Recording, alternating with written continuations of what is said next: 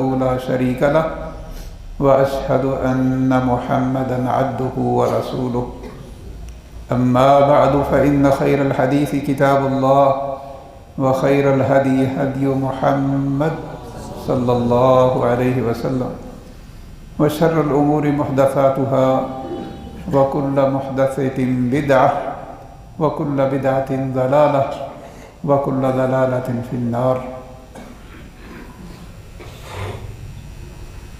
يا أيها الذين آمنوا اتقوا الله حق تقاته ولا تموتن إلا وأنتم مسلمون يا أيها الناس اتقوا ربكم الذي خلقكم من نفس واحدة وخلق منها زوجها وبث منهما رجالا كثيرا ونساء واتقوا الله الذي تساءلون به والأرحام إن الله كان عليكم رقيبا يا أيها الذين آمنوا اتقوا الله وقولوا قولا سديدا يصلح لكم أعمالكم ويغفر لكم ذنوبكم ومن يطع الله ورسوله فقد فاز فوزا عظيما أعوذ بالله من الشيطان الرجيم بسم الله الرحمن الرحيم ما كان محمد أبا أحد من رجالكم ولكن رسول الله وخاتم النبيين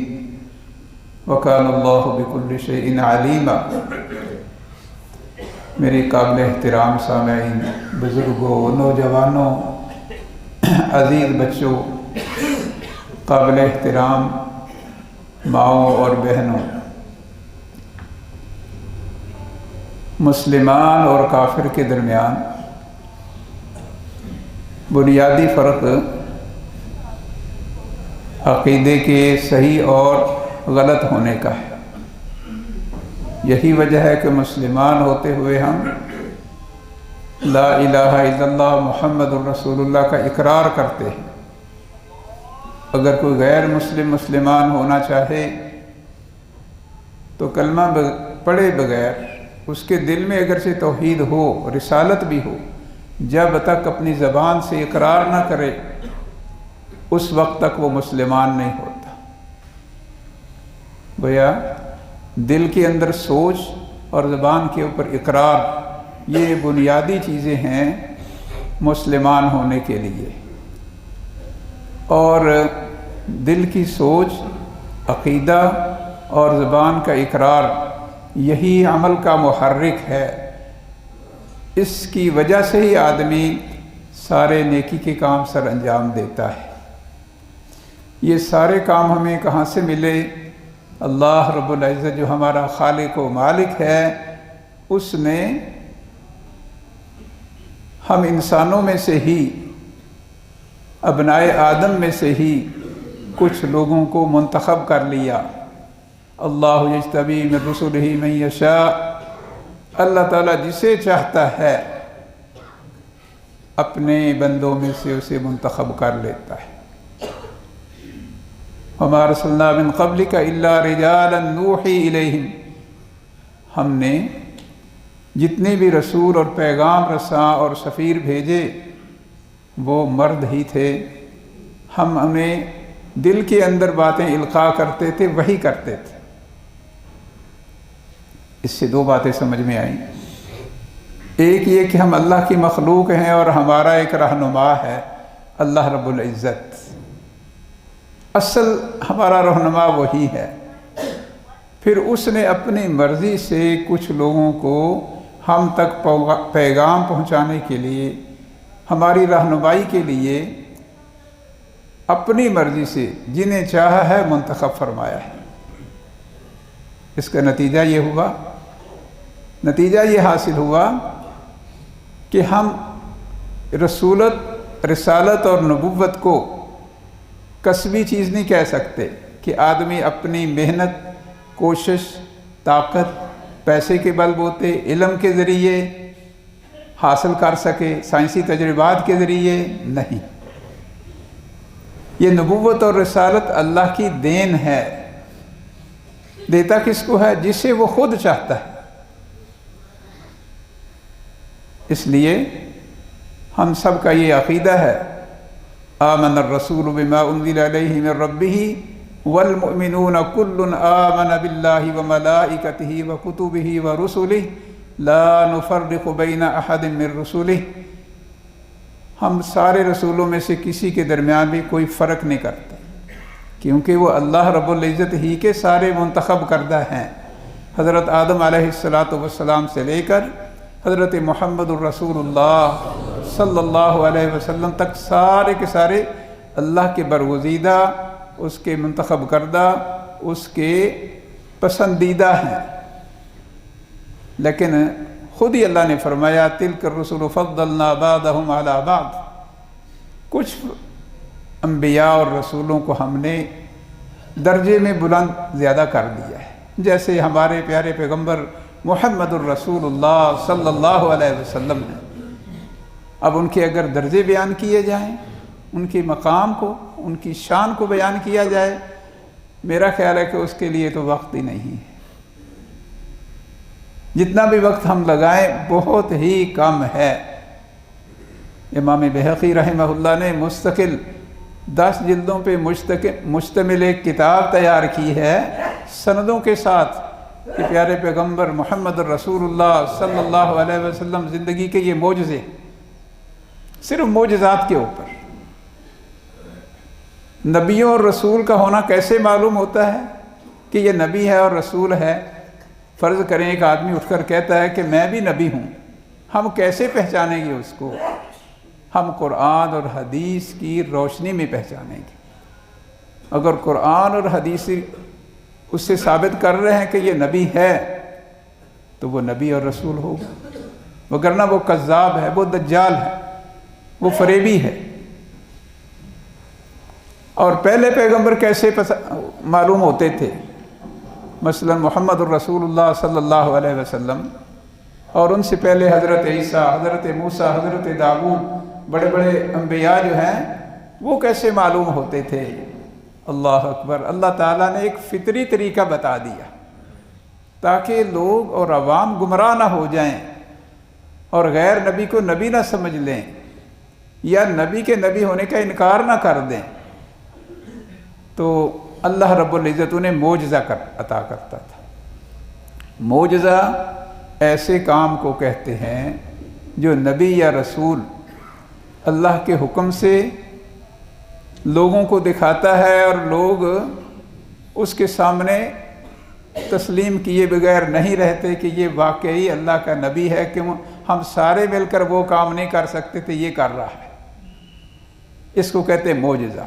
आजिज़ कर देता है वो काम तमाम इंसानियत को, साइंसदानों को, कि सारे साइंसदान मिल भी जाएं तो उस नबी के ज़रिए अल्लाह ने जो निशानी नबी होने की दिखाई होती है, सारे मिलकर उसका मुकाबला नहीं कर सकते। उसको मोजज़ा कहते हैं। हज़रत दाऊद अलैहिस्सलातु वस्सलाम को मोजज़ा मिला, व अलन्ना लहुल हदीद अन अमल साबिगातिन व क़द्दिर फ़िस्सर्द वअमलू सालिहा इन्नी बिमा तअमलून मुहीत। हज़रत दाऊद अलैहिस्सलातु वस्सलाम को क्या मोजज़ा मिला कि लोहे जैसी एक सख्त तरीन धात अपने हाथ से, जैसे पिघला हुआ मोम होता है ना, हाथ में लेकर जैसे चाहें जो चीज़ चाहें तैयार कर लें। उसकी बड़ी बड़ी देगें तैयार कर लें और बड़े बड़े असलहा तैयार कर लें।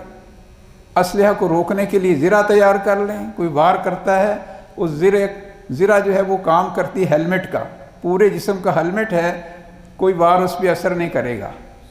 हमने उनके लिए दाऊद अलैहिस्सलातु वस्सलाम के लिए हमने लोहे को मोम बना दिया। हज़रत मूसा अलैहिस्सलातु वस्सलाम को क्या मोजज़ा मिला?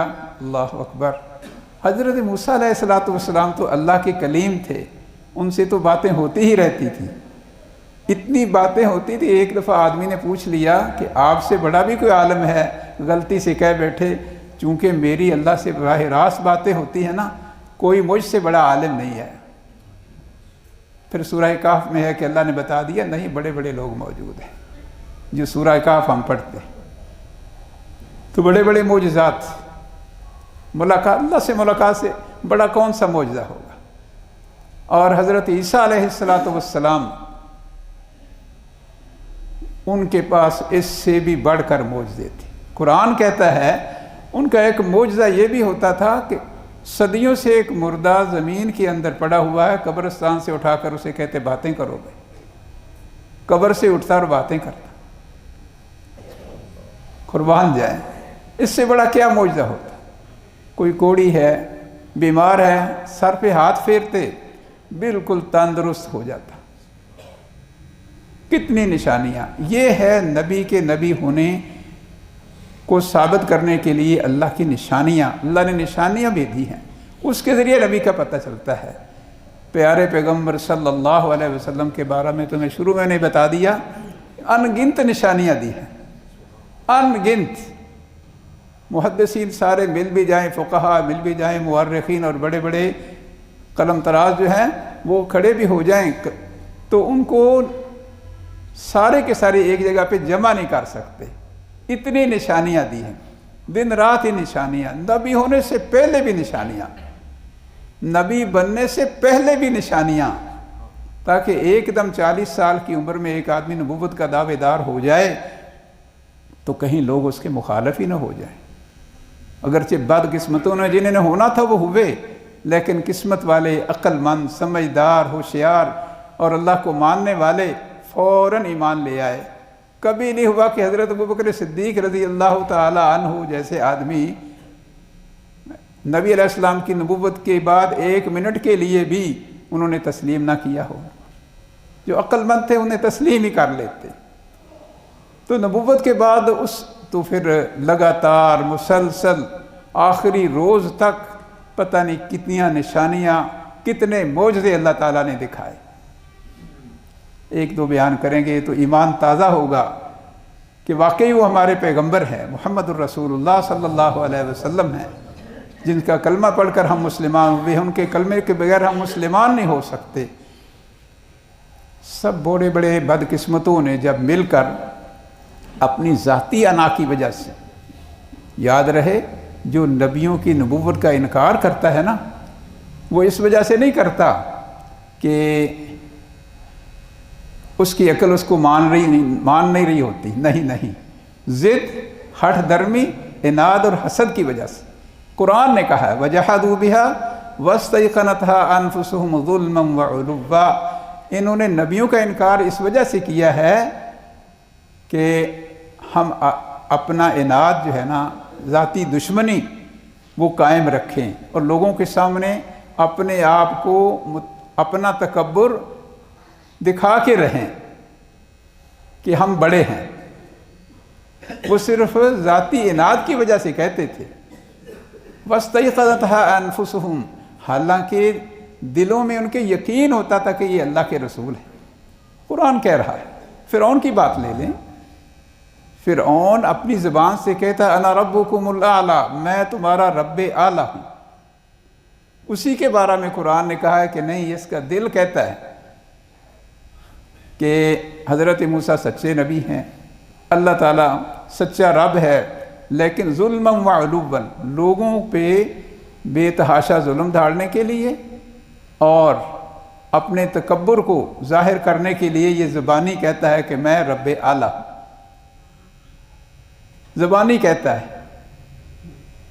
تو ایسے ہی بدقسمتوں نے اگر انکار کیا تھا تو اللہ تعالیٰ نے نشانیاں دکھا دی۔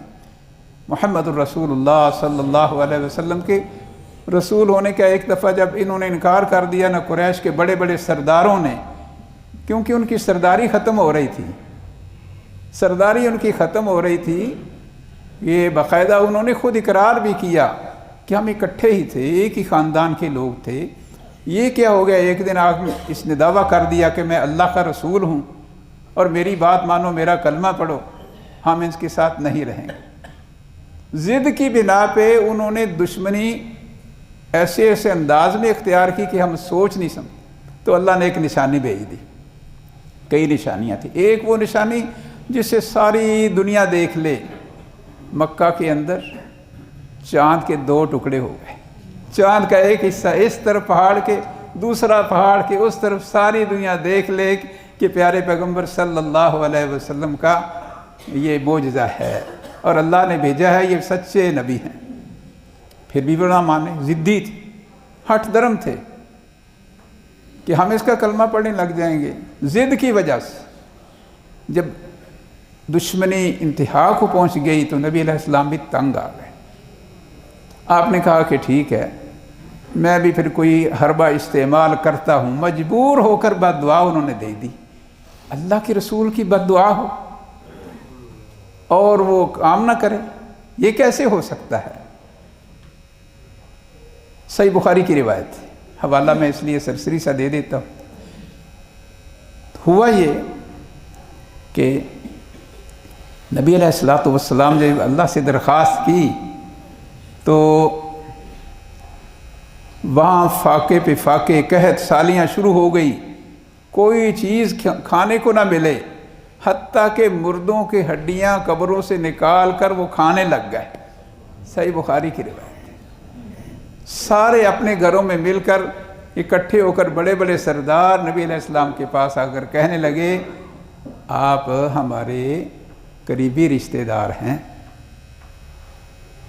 آپ نے بد دعا کی ہے تو ہمارا یہ حال ہو گیا ہے. اللہ سے جو ہے نا درخواست کریں کہ ہماری یہ حالت ختم ہو جائے.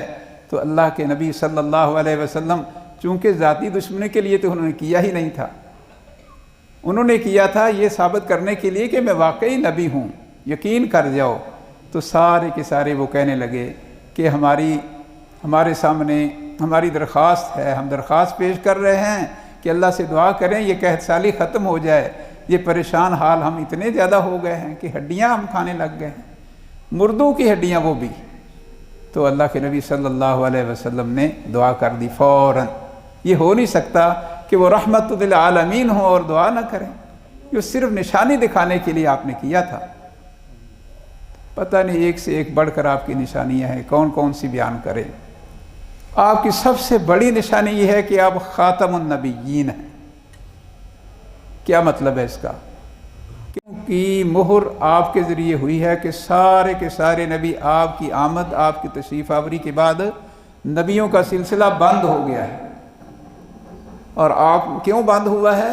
آپ نے ایک ایسا آفاقی یونیورسل کائناتی پیغام دیا ہے کہ قیامت تک دنیا جہاں تک بھی پہنچ جائے، سائنس جتنی بھی ترقی کر جائے، لوگ کتنی حد تک بھی پھیل جائیں، ہم نے جو احکام دیے ہیں ان کے اندر ان کے مسائل کا حل موجود ہے.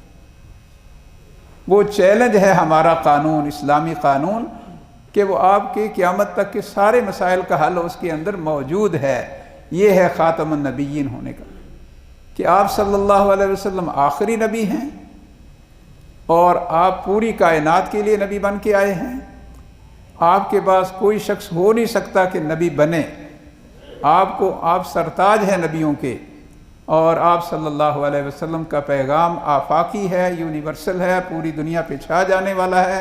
قیامت تک جتنی بھی سوشل میڈیا بھی ترقی کر لے اور بڑی بڑی سائنسی ایجادات بھی آ جائیں اور نئے نئے مسائل بھی پیدا ہو جائیں تو قرآن اور حدیث جو ہے اس کے حل کو پیش کر دے گا. یہ معنی ہے، یہ اسی کہتے ہیں کہ قرآن بہت بڑا معجزہ ہے. اب چونکہ نبی علیہ السلام کے بارے میں اللہ تعالیٰ نے فرما دیا ما کان محمد ابا احد من رجالکم ولکن رسول اللہ وخاتم النبیین وکان اللہ بکل شیء علیما.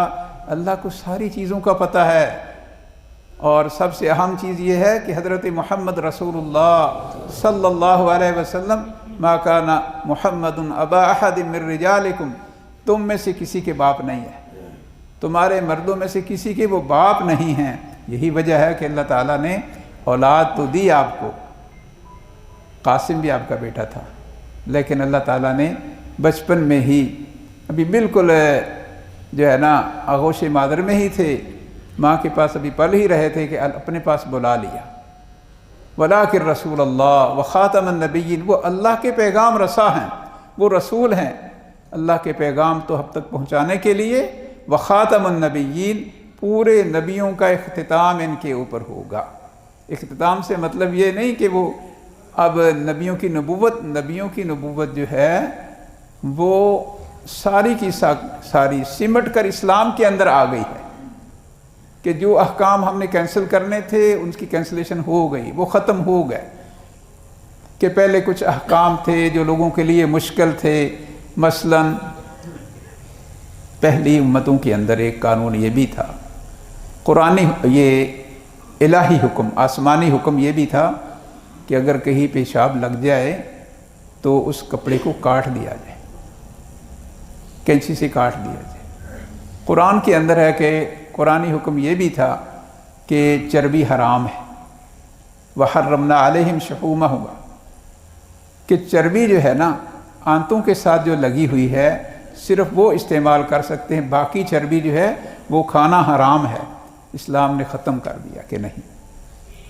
پہلے یہ ہوتا تھا کہ نماز صرف وہیں پڑھی جائے گی جو مقرر جگہ ہوگی، جو طے شدہ جگہ ہے کہ یہ ہے گرجا، یہ ہے عبادت گاہ، وہیں پہ نماز ہوگی، باقی زمین پہ نماز نہیں ہوگی۔ تو اس کو ختم کر دیا گیا آسانی کے لیے، اور کہہ دیا گیا، آپ فرماتے ہیں احلت لی الارض کلھا مسجدا وطہورا، کہ ساری کی ساری روئے زمین میرے لیے سجدے کے لیے جائز، میری امت کا کوئی فرد جہاں بھی وقت ہو جائے وہاں پہ پاک زمین کے اوپر وہ نماز پڑھ لے۔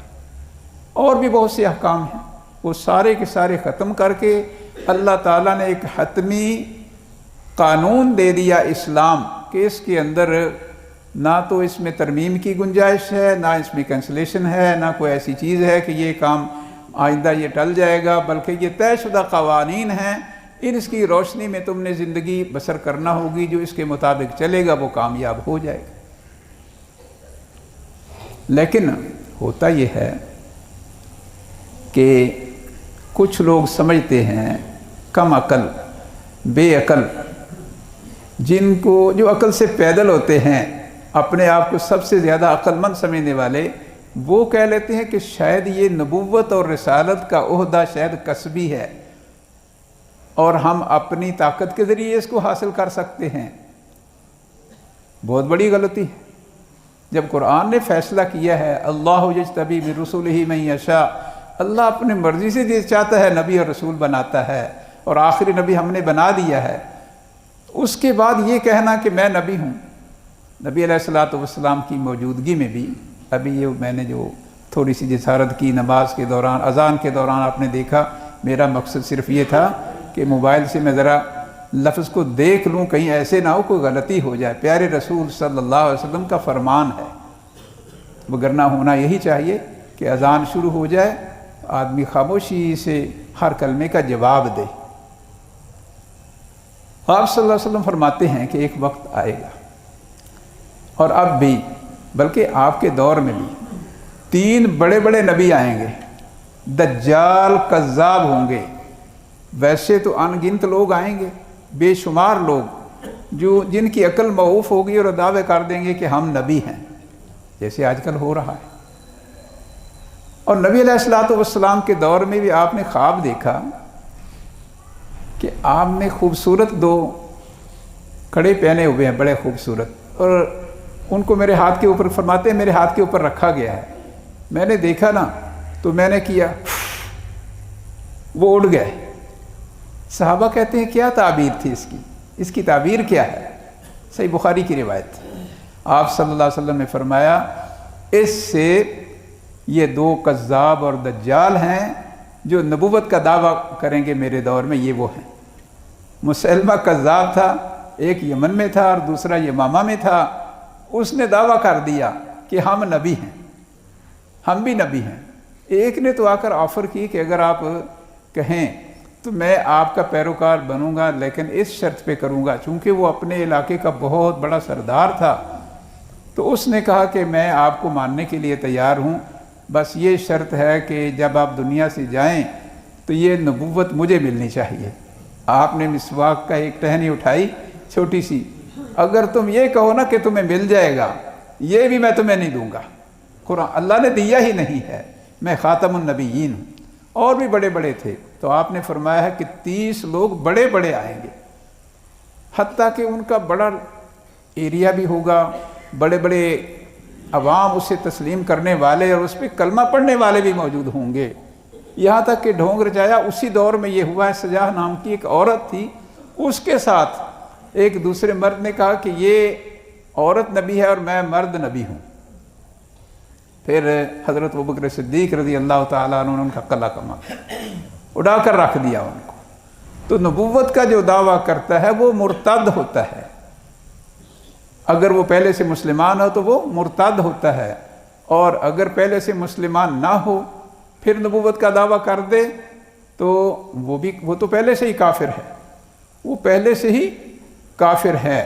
لیکن نبوت کے اندر اسلام لانے کے بعد اگر دعویٰ کوئی کرتا ہے شخص، جیسے آپ صلی اللہ علیہ وسلم نے فرمایا ہے 30 لوگ آئیں گے، واقعی قیامت تک بڑے بڑے لوگ، بڑے بڑے سے مراد یہ ہے، اب مثال دینے کے لیے ہم اپنے علاقائی ایک چیز سامنے رکھتے ہیں، ہمارا علاقہ ہے یہ بر صغیر پاک و ہند، تو اس کے اندر ایک شخص نے دعویٰ کر دیا۔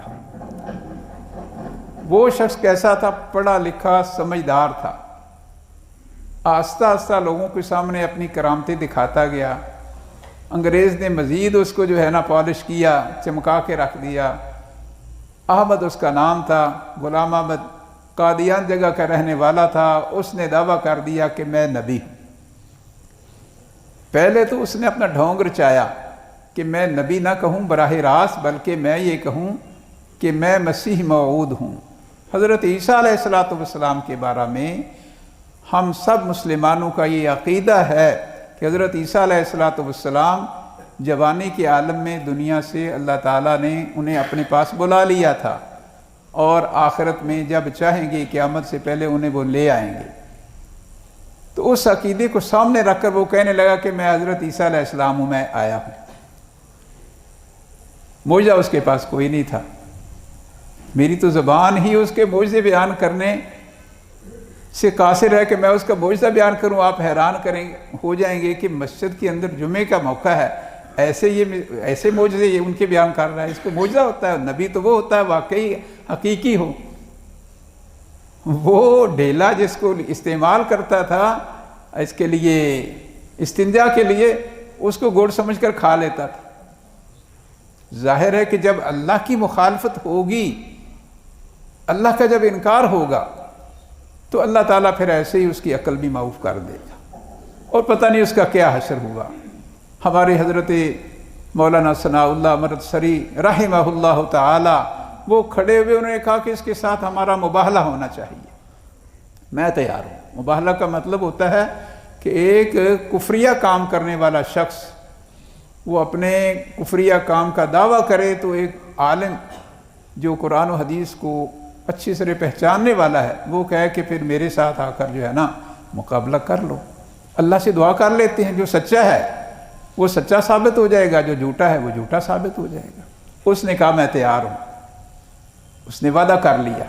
اس کو کہتے ہیں مباہلہ، قرآن پاک میں اس کا ذکر ہے 3 پارہ میں، یعنی اللہ سے دعا کرنا کہ جو جھوٹا ہے اس کا انجام اللہ تعالیٰ خود دکھا دے۔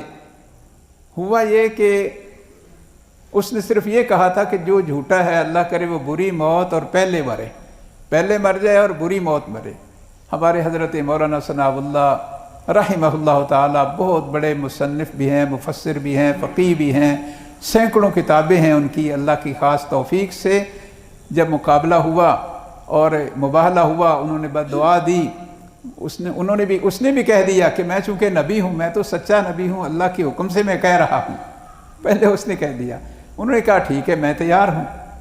ہوا یہ کہ وہ جو ہے نا یہ 1908 کے اندر وہ بری موت مر گیا، بری موت۔ حضرت ثناء اللہ رحمۃ اللہ علیہ جو 40 سال تک زندہ رہے، 1948 میں ان کی وفات ہوئی ہے، اور پوری دنیا کے اوپر اسلام کو انہوں نے پھیلایا ہے۔ بات طول پکڑ جائے گی، میں اپنے اصل موضوع کی طرف بھی آتا ہوں جو نقطے کی بات آپ کو۔ ایک بات میں یہ کہنا چاہ رہا ہوں کہ عقیدہ اور بنیاد ہوتی ہے آدمی کی اصلاح کے لیے۔ عقیدہ کس کو کہتے ہیں؟ کہ آدمی کے دل کے اندر اللہ اور رسول کے بارے میں کیا سوچ ہے۔ عقیدے کا یہ مطلب ہوتا ہے کہ دل کے اندر اللہ تعالیٰ اور رسول کے بارے میں وہ کیا سوچ رکھتا ہے۔ قرآن اور حدیث چونکہ اللہ اور اس کے رسول ہی ہیں، کیونکہ اللہ اور رسول کے صادر کردہ حکام ہیں۔ قرآن کے بارے میں، حدیث کے بارے میں تمہاری سوچ کیا ہے؟ اگر اس کے مطابق ہے تو سچا عقیدہ ہے، اگر قرآن اور حدیث نے جو سوچ دی ہے اس سے ہٹ کر ہے تو غلط اور جھوٹا اور باطل عقیدہ ہوتا ہے۔ ہمارا یہ اصول ہے ہر مسلمان کا۔ باقی ساری تقسیمیں چھوٹی چھوٹی ہیں، ان سے ہمیں کوئی غرض نہیں ہے، کیونکہ کوئی مسلمان ہوگا تو لا الہ الا اللہ محمد الرسول اللہ کے ذریعے ہوگا۔ تو بہرکیف ہمارے اس دور میں بھی ہم یہ بات سمجھ نہیں سکے کہ یہ جیسے نبی کریم صلی اللہ علیہ وسلم کے دور میں بڑے لوگوں نے جو اپنے آپ کو بڑا سمجھتے تھے، سرداروں نے مخالفت کی تھی، جو اسلام کے دشمن تھے، ایسے ہی جو انگریز ہے، انگریز تو بعد کی پیداوار ہے، یہ یہودی اس سے پہلے ہی مدینہ منورہ میں صحیح بخاری کی روایت ہے، بڑے عجیب لوگ ہیں یہ۔ نبی کریم صلی اللہ علیہ وسلم جب پہلے تشریف لائے نا تو عبداللہ ابن سلام جو حضرت محمد رسول اللہ صلی اللہ علیہ وسلم پہ بھی کلمہ پڑھتے تھے اور یہودیوں کے بڑے عالم تھے، ان کو آپ نے کپڑے دوسری طرف چھپا کر بٹھا دیا۔ انہوں نے بھی کہا میں ایک طرف ہو جاتا ہوں، یہودیوں کے بڑے عالم ہیں، وہ آپ سے باتیں پوچھیں گے۔ باتوں میں سے وہ پوچھنے لگ گیا کہ بتاؤ عبداللہ بن سلام کیسا آدمی ہے؟ وہ سب سے بڑا عالم تھا۔ نبی علیہ الصلوۃ والسلام سے یہودی اکٹھے ہو کر سوال کرنے لگے، صحیح بخاری کی روایت ہے، وہ کہنے لگے کہ یہ جو ہمارا نیک ترین آدمی ہے اور بڑے اچھے اور نیک آدمی کا بیٹا ہے، ہم تو اس کو سب سے بڑا عالم سمجھتے، اس سے ایسا کوئی آدمی نہیں ہے۔ آپ نے آواز دی عبداللہ بن سلام بات تو سنو۔ اوپر سے نکل کر عبداللہ بن سلام سامنے آئے، وہ کہنے لگے اس سے گندا، اس سے برا کوئی آدمی نہیں۔ عبداللہ بن سلام پرلے درجے کا گندا آدمی ہے اور گندے آدمی کی اولاد ہے۔ یہ ہیں یہودی، ان کی پیداوار ہے، وہ چاہتے ہیں کہ ہم نبی کھڑا کریں۔ انہوں نے مل کر اس کو نبی بنایا تھا، مرزا غلام احمد قادیانی کو، اسی کے نسل میں سے یہ ہے۔ تو نتیجہ یہ ہوا کہ وہ عام ہو گئے، بڑی سازش کے ساتھ وہ کھڑا کرتے ہیں۔ جس کے پاس بظاہر بڑا علم بھی تھا، بالآخر اس کا چرچا ہو گیا۔ اب یہ ہے کہ کئی سال تک ہم پاکستان کے اندر یہ سمجھ نہیں سکے کہ یہ قادیانی کون ہیں۔ پھر وہ اپنے آپ کو احمدی بھی کہلاتے تھے، احمدی، کہ ہم نے غلام احمد قادیانی کا کلمہ پڑھا ہوا ہے، اور اپنے آپ کو مسلمان باور کرتے تھے۔ ایسا شخص جو ہے نا یہ مرتد کہلاتا ہے، کہ انسان یہ اسلام سے بیزار ہے، اپنے ذاتی مفادات کے لیے اسلام کا نام لینا چاہتا ہے، اس لیے انہوں نے سارے ڈھونگ رچائے، جس کا نتیجہ یہ ہوا کہ پچھلے دنوں ہمارا جو چیف جسٹس تھا وہ غلطی اس کو لگ گئی۔ غلطی کیا لگی؟ غلطی کیا لگی کہ ان قادیانیوں نے قرآن کے اندر اپنی مرضی سے جو تحریف کی ہے اور اس میں تبدیلیاں کی ہیں، اس بیچارے کو یہ غلطی لگ گئی۔ اللہ تعالیٰ اسے معاف کرے، اور امید ہے کہ اس نے منظر عام پہ بھی یہ ساری بات کر دے گا کہ واقعی یہ غلطی ہے۔ وہ یہ کہ وہ کہتا ہے کہ یہ مذہبی آزادی ہوتی ہے، اسلام ہے مذہبی آزادی کا نام، تو انہیں مذہبی آزادی دی جائے، اپنی مرضی سے جو چاہیں وہ کریں۔ حالانکہ یہ بات بالکل غلط ہے، یہ بات غلط ہے۔ ایک شخص، ہم کبھی یہ جسارت کرنے کو تیار نہیں ہے کہ تورات کے اندر، انجیل کے اندر، زبور کے اندر، یا ہمارے جو ہندوؤں کی کتاب ہے اس میں ہم کہیں کہ جی ہم ایسے تبدیلی کریں گے۔ ہمیں کیا ضرورت ہے؟ ہمارے پاس سچی کتاب موجود ہے۔ اگر کوئی کرتا ہے تو ہندو کھڑے ہو جائیں گے کہ یہ کیا تم نے کیا ہے، ظاہر ہے ان کی دشمنی بجا ہوگی، اس کو آزادی نہیں کہتے۔ ہمارا قرآن پیٹھ پتہ ہے کہ یہ اس لفظ سے شروع ہوتا ہے، اس پہ ختم ہوتا ہے، اس کے یہ الفاظ ہیں، اس کے یہ میننگ ہے، یہ معنی۔ اب اس کے اندر وہ تبدیلی جب کوئی کرے گا تو ہم نے آواز تو اٹھانا ہی اٹھانا ہے۔ اسے کہنا، بے شک آدمی چیف جسٹس کے عہدے پہ ہی کیوں نہ فائز ہو، یہ کہنا کہ یہ مذہبی آزادی ہے، یہ غلطی ہے، بلنڈر ٹائپ یہ مسٹیک ہے، یہ بلنڈر ہے، بہت بڑی غلطی ہے۔ انشاءاللہ وہ چونکہ مسلمان بھائی ہیں، آخر جسٹس چیف جسٹس ہیں، وہ انشاءاللہ اس کو تسلیم کر لیں گے، اور لیا ہوگا عین ممکن ہے اس دوران، کیونکہ بہت سے لوگوں نے اس کے خلاف رٹ جو ہے وہ دائر کر رکھی ہے کہ یہ بات غلط ہے۔ یہ مذہبی آزادی نہیں، بلکہ یہ یہودیوں کی سازش تھی، جو کرتے کرتے نبی بن گیا، جس کا نام مرزا غلام قادیانی تھا، اور بڑی سازش یہ تھی کہ وہ دولت کے بل بوتے مسلمانوں کے خلاف چلنا چاہتے تھے، اور آج بھی وہ چاہ رہے ہیں، اس لیے ہمیں عقیدے کی پہچان بہت ضروری ہے۔ یہ میری جو گفتگو تھی اگرچہ لمبی ہو گئی، یہی سی مقصد کے تحت ہے، اور آخری بات جو میں عرض کرنا چاہ رہا ہوں وہ یہ ہے کہ میرے بھائیوں، جو عقیدہ ہے یہ اللہ کی نعمت ہے، اس کو سنبھال کر رکھیں۔ سونا چاندی لال و جوار اس تک نہیں پہنچ سکتے۔ دنیا کی ساری دولتیں جمع کر لیں تو توحید کی جو دولت ہمیں مل گئی ہے، قرآن اور حدیث کی دولت، اس تک وہ پہنچ نہیں سکتے۔ اور اس کو محفوظ کریں، پہچانیں اس کو، سونے کو سونا پہچانے کہ یہ واقعی سونا ہے، وگرنہ پڑے رہے گا اس کا تو کوئی فائدہ نہیں ہے۔ قرآن کو پہچانیں، حدیث کو پہچانیں، عام کریں باتیں، دکانوں کے اوپر، آفیسز کے اندر، سکولوں کے اندر، بچوں کو بھی، بڑوں کو بھی، جوانوں کو بھی، بوڑھوں کو بھی، مردوں کو بھی، عورتوں کو بھی، سب یہ باتیں جو ہیں ان کو سکھائیں کہ یہ ہمارا عقیدہ ہے، اور اس بنا پہ ہم مسلمان ہوئے ہیں، اسی بنا پہ ہم پاکستانی بنے تھے، وگرنہ تو ملک ایک ہی تھا۔ اللہ سے دعا ہے کہ اللہ تعالی ہمیں عقیدے کی اہمیت ذہن میں بٹھانے کی توفیق نصیب فرمائے، اور جو غلط عقیدہ ہے اس کی نشاندہی کرنے کی بھی توفیق نصیب فرمائے کہ یہ بھی ضروری ہے کہ یہ عقیدہ بالکل غلط ہے۔ اللہ تعالی ہمیں اس سے بچا کر رکھے۔ سبحان ربک رب العزت عما یصفون وسلام علی المرسلین والحمد للہ رب العالمین۔